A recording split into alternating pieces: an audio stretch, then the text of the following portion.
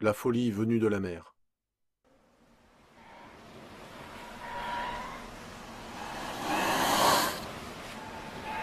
Si le ciel souhaite jamais m'accorder une faveur, ce sera d'effacer totalement les conséquences du simple hasard qui me fit jeter un regard sur un fragment de journal posé sur une étagère.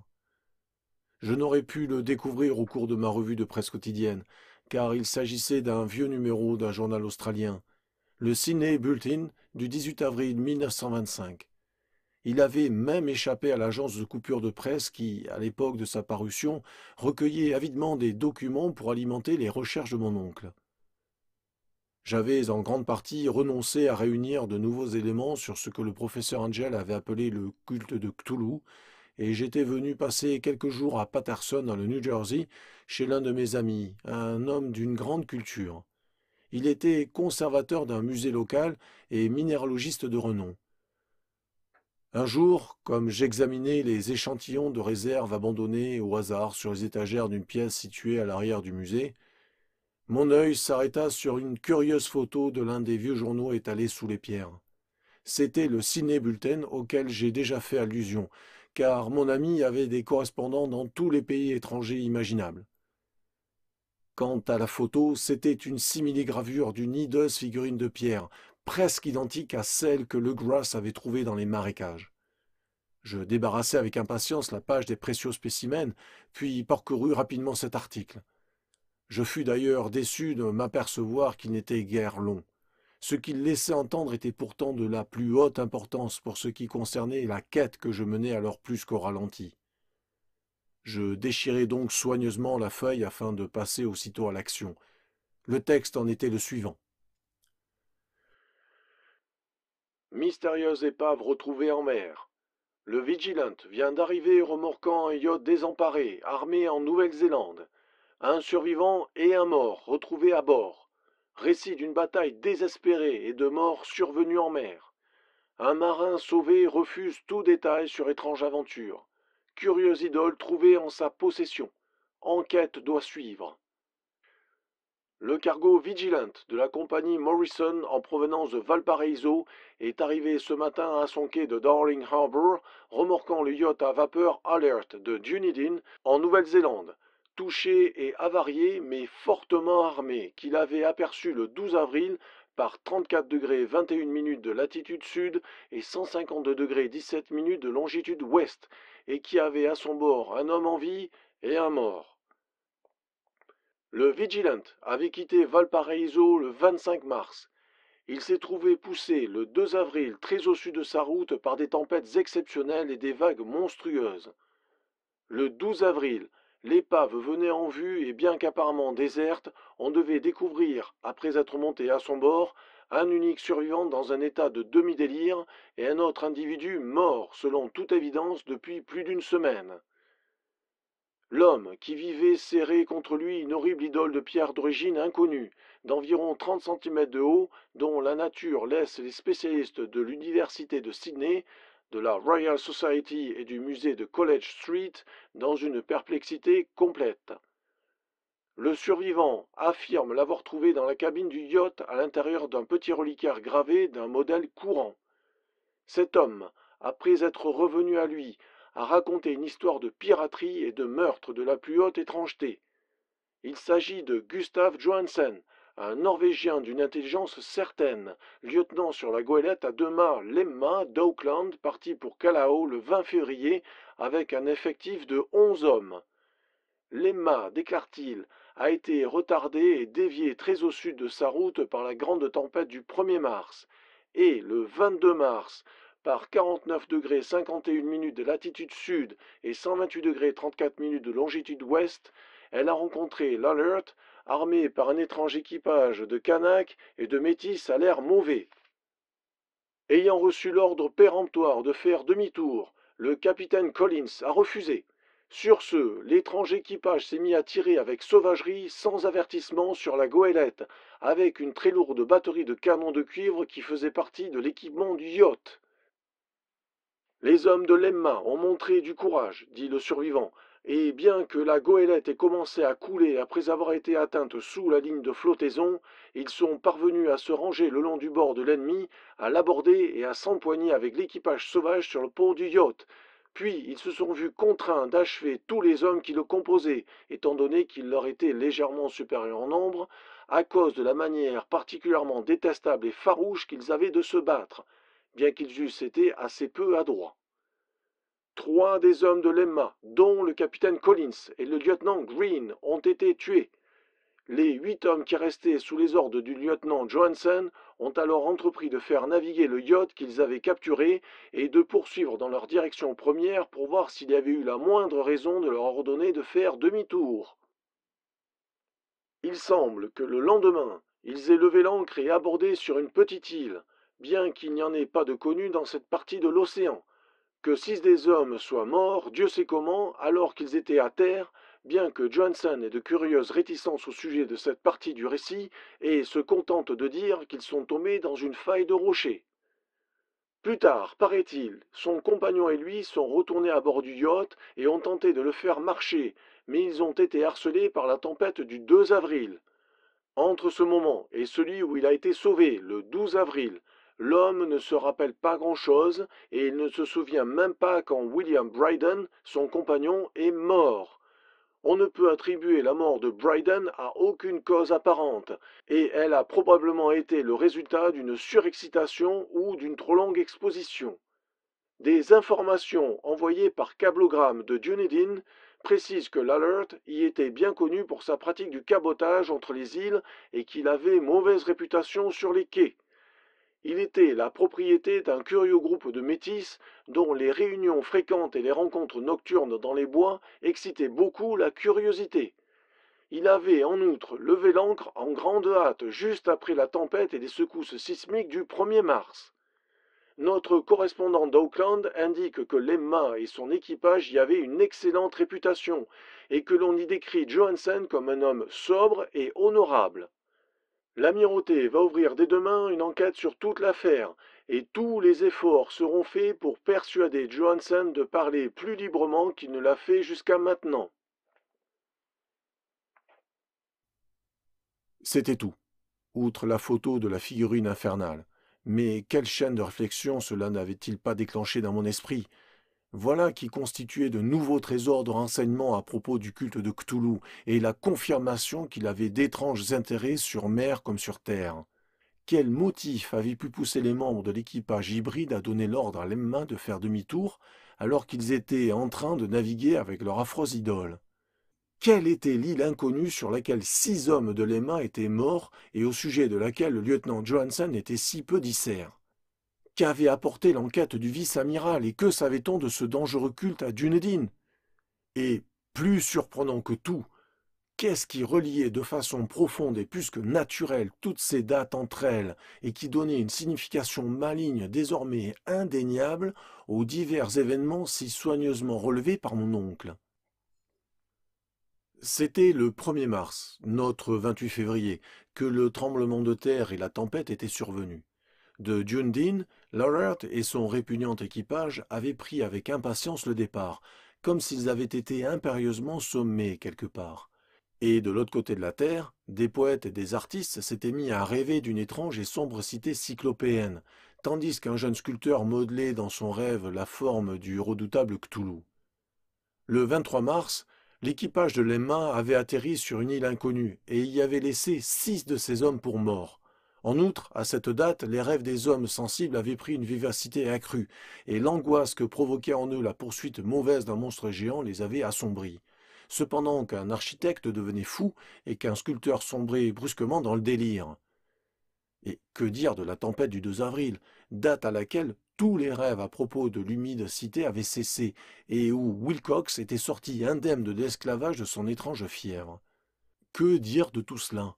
Et de ces allusions que le vieux Castro avait faites à des anciens nés dans les étoiles, qui se seraient enfoncés sous la mer, et de leur règne qui allait venir, de leur culte fidèle et de la maîtrise qu'ils avaient des rêves? Étais-je parvenu sur le bord d'un abîme d'abominations cosmiques insupportable pour l'homme? S'il en était ainsi, Elle ne devait être qu'horreur de l'esprit, car d'une manière ou d'une autre, le 2 avril avait mis fin à la monstrueuse menace, quelle qu'elle eût été, qui avait entrepris le siège de l'âme de l'humanité. Ce soir-là, après une journée passée à envoyer des télégrammes et à prendre des dispositions urgentes, je dis adieu à mon hôte et pris le train pour San Francisco.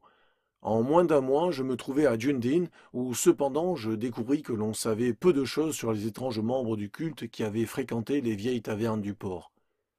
La pègre des quais était bien trop commune pour mériter qu'on lui accorde une attention particulière, mais on m'y parla tout de même de façon vague d'un voyage qu'auraient fait ces métis à l'intérieur du pays, pendant lequel on avait perçu un lointain roulement de tambour et noté la présence de flammes rouges au loin dans les collines.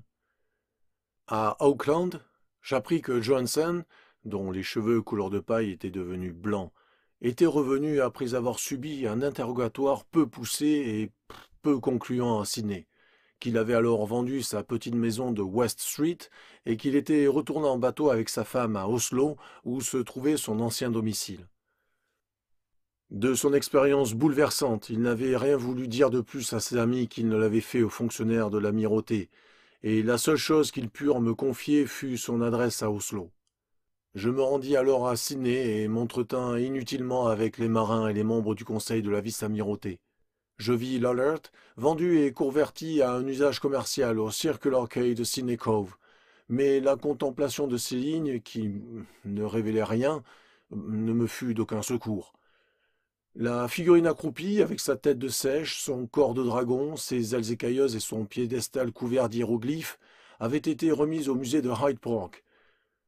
Je l'examinai longuement et très en détail, découvrant que c'était un objet maléfique, mais d'un travail très raffiné, et qu'elle recelait le même profond mystère, la même étrangeté supraterrestre dans sa matière que j'avais déjà remarqué sur le spécimen plus petit que possédait le Grass. Les géologues, me dit le conservateur, s'étaient aperçus qu'elle leur présentait un monstrueux casse-tête. Ils juraient en effet que notre monde ne contenait aucune roche comme celle-là. Je songeais alors avec un frisson à ce que le vieux Castro avait dit à Le Gras au sujet des grands anciens originels. Ils sont venus des étoiles et en ont apporté leurs images avec eux. Secoué par une révolution mentale comme je n'en avais encore jamais connue auparavant, je résolus alors d'aller rendre visite au lieutenant Johansen à Oslo. Je pris un bateau jusqu'à Londres et me rembarquai aussitôt pour gagner la capitale norvégienne. Par un jour d'automne, je mis donc le pied sur les quais bien entretenus à l'ombre de l'Egberg.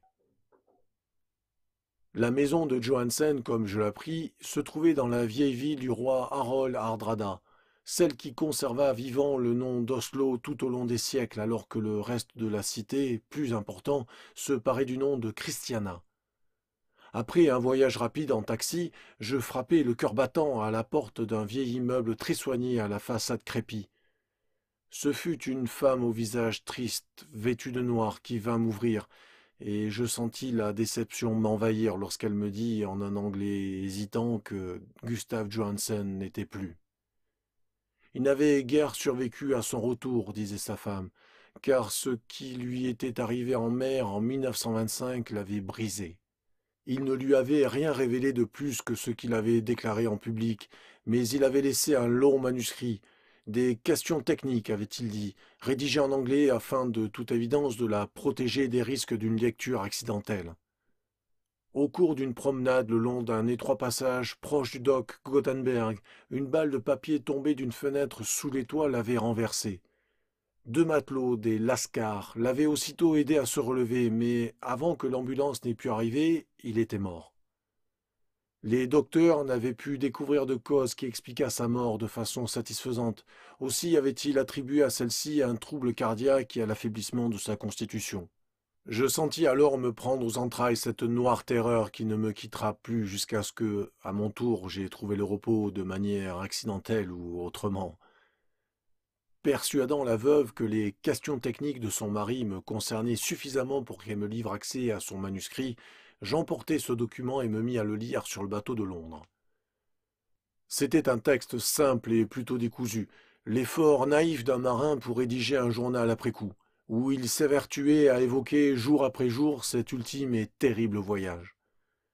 Je ne peux le transcrire verbatim, tant l'obscurité du style et les redondances y sont grandes, mais j'en donnerai l'essentiel afin que l'on comprenne pourquoi le bruit de l'eau contre les flancs de mon bateau m'était devenu si insupportable que je me bouchais les oreilles avec du coton.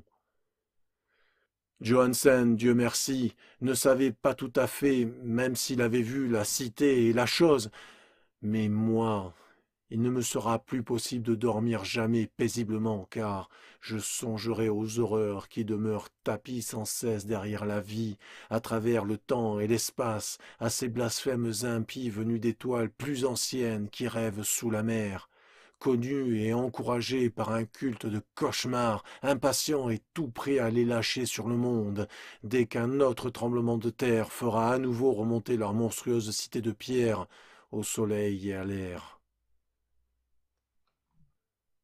Le voyage de Johansen avait commencé exactement comme il l'avait dit à la vice-amirauté. L'Emma sur l'Est était sortie d'Auckland le 20 février, puis elle avait éprouvé la pleine force de la tempête née d'un tremblement de terre qui avait dû soulever du fond de la mer les horreurs qui avaient envahi les rêves des hommes. Une fois revenu sous contrôle, le bateau avançait bien quand, le 22 mars, il avait été arrêté par l'Alert, et je sentais quels avaient été les regrets du lieutenant lorsqu'il décrivait le bombardement subi et la manière dont il avait coulé. Des noirs suppôts du culte qui se trouvaient sur l'Alert, il parle avec une horreur significative. Il y avait une qualité particulièrement abominable en eux qui faisait que leur destruction était presque un devoir, et Johansen montre un étonnement ingénu devant l'accusation de cruauté portée contre ses compagnons et lui lors des délibérations de la commission d'enquête. C'est alors que, poussés par la curiosité, les hommes poursuivent leur route sous la direction de Johansen, dans le yacht qu'ils avaient capturé, aperçoivent un grand pilier de pierre qui sort de la mer, et par 47 degrés 9 minutes de latitude sud et 126 degrés 43 minutes de longitude ouest, tombent sur une côte faite de boue mêlée, de vases et d'une maçonnerie cyclopéenne, couverte d'algues, qui ne pouvait être que la substance tangible de la suprême terreur de la terre. La cité au corps mort, la cité de cauchemar. Relier, bâtie depuis des éons infinis, avant que toute histoire ne commence par les formes immenses et repoussantes venues de sombres étoiles qui s'étaient infiltrées sur la terre. C'est là que repose le grand Cthulhu et ses hordes, cachés dans des tombes vertes et gluantes. C'est de là qu'ils peuvent envoyer, enfin, après d'incalculables cycles, les pensées qui répandent la frayeur dans les rêves des êtres sensibles, qu'ils en appellent impérieusement aux fidèles pour qu'ils accomplissent leur pèlerinage de libération et de restauration. Tout cela, Johansen ne le soupçonnait pas, mais Dieu sait qu'il allait bientôt en apprendre suffisamment. Je suppose que seul un sommet de montagne, la hideuse citadelle couronnée du monolithe où le grand Cthulhu était enterré, sortit en réalité des eaux. Quand je pense à l'étendue de tout ce qui peut être en train de nourrir des rêves là-dessous, je serais presque tenté de me supprimer tout de suite. Johansen et ses hommes furent impressionnés par la majesté cosmique de cette Babylone ruisselante des démons très anciens, et ils durent deviner sans aide qu'il y avait là quelque chose qui n'était ni de notre planète, ni d'aucune autre planète sensée. L'angoisse devant l'incroyable taille des blocs de pierre verdâtre, devant la hauteur vertigineuse du grand monolithe gravé, devant la stupéfiante identité des statues et des bas-reliefs colossaux avec l'étrange figurine trouvée dans la chasse à bord de l'Alert, et sensible, poignante même, dans chaque ligne de la description pleine d'effroi du lieutenant. Ignorant tout du futurisme, Johansen atteint quelque chose qui ressemble fort lorsqu'il parle de la cité. Au lieu de décrire en effet des structures ou des bâtiments précis, il se contente d'insister sur les impressions générales de vastes angles et de surfaces de pierre. Surfaces trop grandes pour appartenir à rien qui convienne ou soit approprié à cette terre, en outre impie, car chargée d'horribles images sculptées et de hiéroglyphes. Je mentionne son évocation des angles parce qu'elle me rappelle une chose que Wilcox m'avait dite à propos de ses terribles rêves. Il avait précisé que la géométrie du lieu de rêve qu'il avait aperçu était anormale, non euclidienne, et qu'elle évoquait de façon abominable des sphères et des dimensions distinctes des nôtres. Et voilà qu'à présent, un matelot illettré avait une réaction toute semblable au moment où il contemplait la terrible réalité. Johansen et ses hommes atterrirent sur une bande de boue en pente de cette monstrueuse acropole, et ils grimpèrent sur des blocs titanesques, glissants et limoneux qui n'auraient jamais pu appartenir à des degrés faits pour des mortels. Le soleil même paraissait déformé dans le ciel lorsqu'on l'apercevait à travers les miasmes polarisants qui sourdaient de cette perversion trempée de mer, et la menace dénaturée, latente, angoissante se tapissait en ricanant dans ces angles follement insaisissables de roches taillées, où un second regard permettait de voir une concavité, là où le premier avait révélé une convexité. C'est un sentiment très proche de la terreur qui s'était emparé de tous les explorateurs avant qu'ils n'aient rien vu de plus défini que de la roche, de la vase et des algues. Chacun d'eux aurait fui s'ils n'avaient craint d'encourir le mépris des autres, et c'était avec peu d'empressement qu'ils avaient cherché, en vain, il est vrai, quelques souvenirs à emporter. Ce fut Rodriguez, le Portugais, qui fit l'ascension du pied du monolithe et qui poussa un cri devant ce qu'il avait trouvé. Le reste le suivit et regarda avec curiosité l'immense porte de bois gravée avec le bas-relief de Seiche-Dragon désormais familier.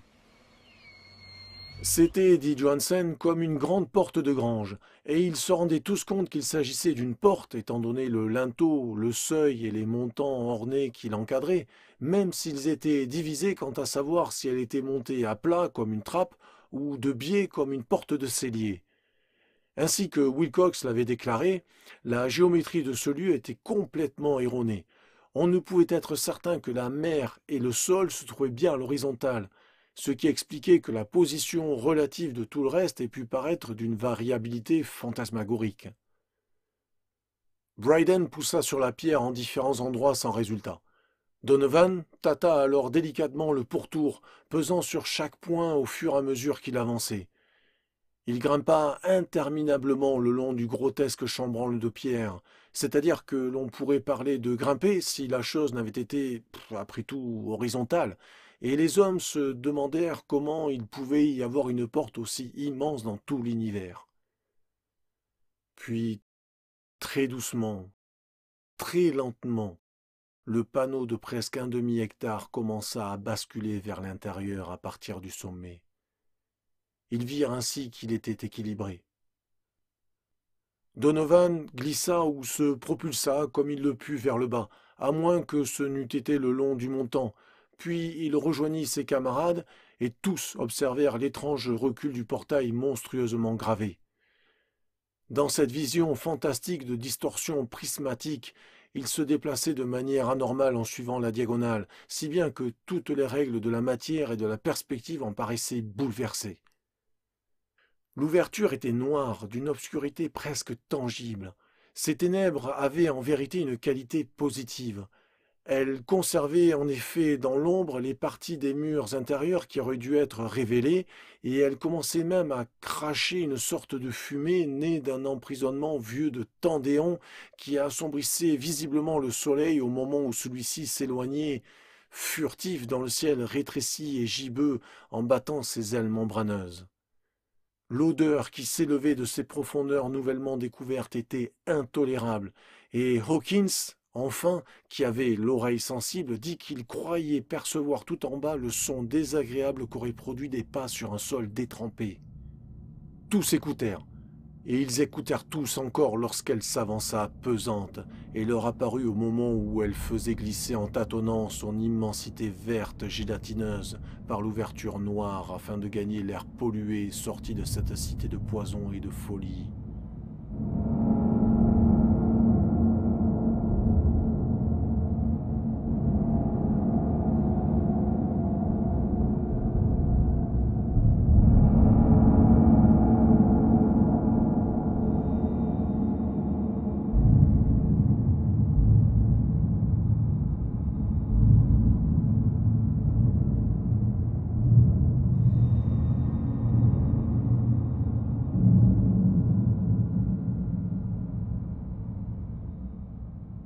La main du pauvre Johansen l'avait presque trahi quand il avait rédigé ceci. Des 6 hommes qui ne regagnèrent jamais le bateau, il pense que 2 succombèrent tout bonnement à la peur en cet instant maudit. La chose ne peut être décrite. Il n'existe aucun langage pour traduire de tels abîmes de démence aiguë et immémoriale, d'aussi atroces contradictions de la matière, de la force et de l'ordre cosmique. Une montagne s'était mise en marche et progressait en trébuchant. Dieu! Comment s'étonner que, de l'autre côté de la terre, un grand architecte soit devenu fou et que le pauvre Wilcox ait déliré de fièvre en cet instant télépathique? La chose des idoles, le vert, le gluant produit des étoiles s'était réveillé pour venir réclamer ce qui lui appartenait. Les étoiles étaient à nouveau dans la juste position, et ce qu'un culte célébré depuis des âges n'avait pu faire à dessein, un groupe d'innocents marins l'avait fait par accident. Au bout de 20 millions d'années, le grand Cthulhu était à nouveau libre et ivre de joie. 3 hommes furent balayés par les griffes molles avant qu'aucun d'eux n'ait pu tourner les talons. Dieu leur accorde le repos, si le repos peut encore être dans l'univers. Il s'agissait de Donovan, de Guerrera et d'Angstrom. Parker glissa, alors que les 3 autres plongeaient frénétiquement à travers des étendues infinies de roches incrustées de verre en direction du bateau, et Johansen affirme qu'il fut absorbé par un angle de maçonnerie qui n'aurait pas dû être là, un angle qui était aigu et qui se comporta comme s'il avait été obtus. Ainsi, seuls Bryden et Johansen parvinrent au canot et ramèrent désespérément vers l'Alert, tandis que la monstruosité montagneuse descendait lourdement sur les roches glissantes et hésitait embarrassée au bord de l'eau.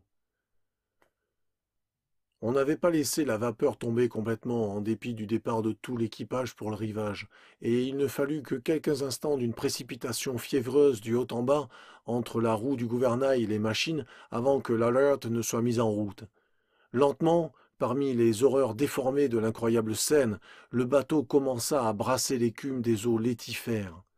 Cependant, sur la maçonnerie du rivage charnier qui n'était pas de cette terre, la chose titanesque venue des étoiles bavait et bégayait, tel Polyphème maudissant le navire du fugitif Ulysse. Alors, plus courageux que le cyclope de la légende, le grand Cthulhu se laissa glisser tout graisseux dans la mer et se lança à leur poursuite, tandis que ses larges enjambées de puissance cosmique faisaient naître les vagues. Bryden regarda en arrière et sombra dans la folie, riant par intervalles, jusqu'à ce que la mort le surprenne une nuit dans la cabine, tandis que Johansen errait en délirant. Johansen, pourtant, n'avait pas renoncé encore. Sachant que la chose était certainement capable de rattraper l'Alert tant que la pression ne serait pas complète, il résolut de se fier à une ultime chance. Mettant la machine à toute vitesse, il fila comme l'éclair sur le pont et renversa la barre.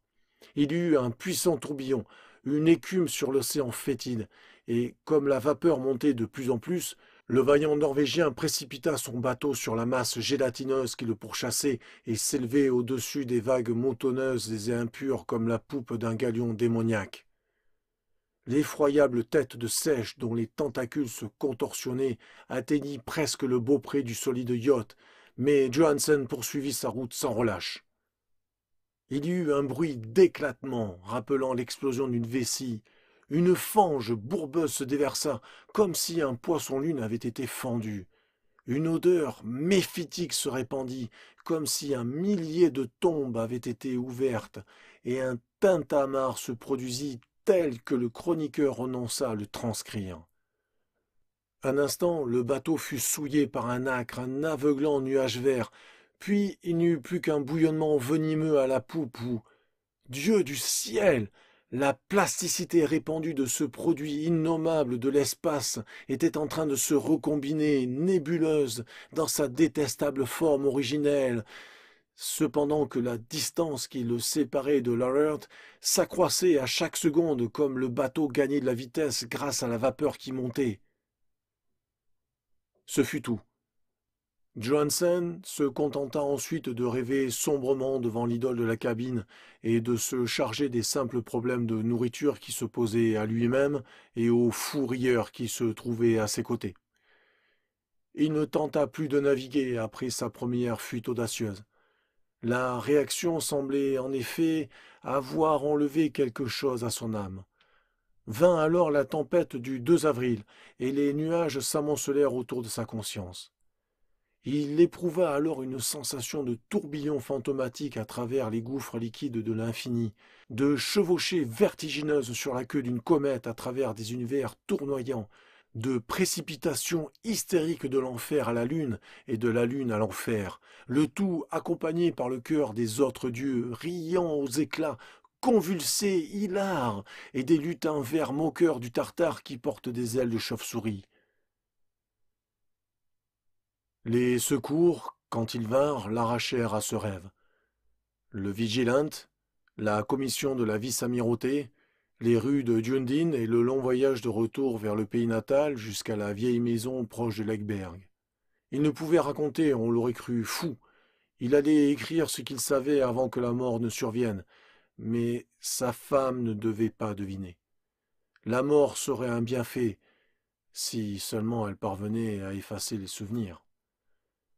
Tel était le document que je lis et qui maintenant repose dans la boîte de fer près du bas-relief et des papiers du professeur Angel.